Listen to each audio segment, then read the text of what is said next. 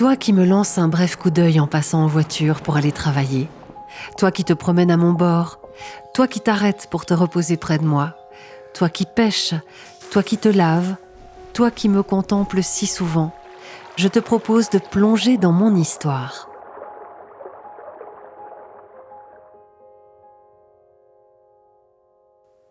Au commencement, je m'appelle l'Orbe, une rivière parmi tant d'autres sur le bassin rhénan. Je nais sur le massif du Jura, en France, puis m'écoule en Suisse. Je lie ces deux pays. D'ailleurs, c'est moi qui franchis le mur en pierre de la frontière. En amont, le lac des Rousses, où je prends ma source. Je parcours ensuite pas moins de 17 km en traversant les villages qui se sont construits sur toute ma longueur pour arriver en aval au lac de Joux et ensuite au lac Breney. À sa sortie, à l'autre extrémité du lac, je plonge de 200 mètres pour me retrouver à Valorbe et continuer mon chemin jusqu'à me jeter dans le lac de Neuchâtel. Autrefois, mon débit était élevé, et ce, en toute saison. Ma force motrice a, j'en suis sûre, aidé à la croissance de nombreux villages de la vallée. On ne compte plus le nombre de pêcheurs passionnés qui se sont arrêtés le long de mon cours pour attraper brochets, truites, ombres. Je me souviens aussi avoir été soulagée de l'apport des égouts lorsque les stations d'épuration du sentier de Bois d'Amont ont été construites. Ces stations d'épuration qui m'ont préservée de bien des catastrophes et de la pollution. Les experts saluaient alors la salubrité de mes eaux. La construction du barrage de la Planche-Paget m'a aussi été bénéfique, puisque cet ouvrage de retenue d'eau m'assure toujours aujourd'hui un débit minimum de 100 litres par seconde, malheureusement insuffisant lors des sécheresses à répétition que nous connaissons. Pour beaucoup, je fais partie des trésors combiés à préserver, mais plus les années passent, plus mon état s'aggrave, et aujourd'hui, j'ai perdu nombre de mes richesses. À commencer par mes poissons qui sont pour la plupart en voie de disparition. On dit de l'ombre qu'il est un excellent indicateur de la qualité de l'eau. Ce poisson a quasi disparu de la rivière. Les truites ont quant à elles fortement régressé. Actuellement, plusieurs endroits sont presque totalement asséchés, ce qui cause la mort de truites lacustres qui tentent de remonter la rivière pour rejoindre leur zone de frai. Nous sommes en pleine période de reproduction de ce salmonidé. Mon biotope s'est appauvri. Ma faune benthique en prend un sacré coup. Malgré les stations d'épuration, en période d'étiage, mes eaux sont trop chargées en polluants, engrais, nitrates, phosphore. Ajoutés à mon manque de débit, ils entraînent un rapide colmatage du fond de la rivière par des algues filamenteuses et le manque d'eau entraîne une augmentation de ma température qui peut atteindre par moments jusqu'à 30 degrés. Je deviens tropicale, ce qui ne permet plus aux salmonidés de survivre.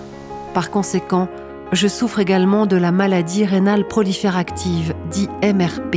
Cette maladie touche habituellement les rivières du plateau suisse, puisqu'elle se développe dans les eaux dépassant 15 degrés. Le réchauffement climatique a lui aussi sans doute joué un rôle. Je n'ai pas non plus échappé à de multiples pollutions, au purin, au mazout, au petit lait, etc.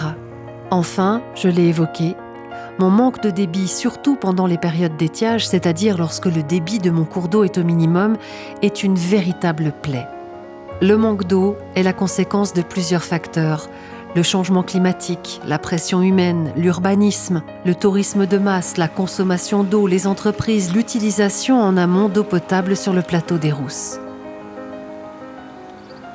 Sous l'impulsion des pêcheurs et des défenseurs de l'environnement, le PEVO, dont l'acronyme signifie Protection des eaux de la Haute-Vallée de l'Orbe, a été fondé il y a une dizaine d'années.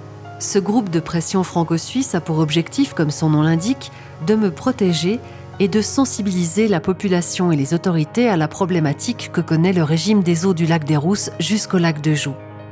Je constate une véritable prise de conscience de la population sur ma situation.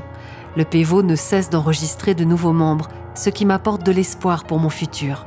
Les membres du PEVO ont d'ailleurs réfléchi à plusieurs mesures pour éviter une grande dégradation de mon milieu. Tout d'abord, le boisement des rives. Une solution somme toute simple, mais peu coûteuse, qui permettrait de refroidir mon eau et par conséquent régénérer mon habitat et mes organismes.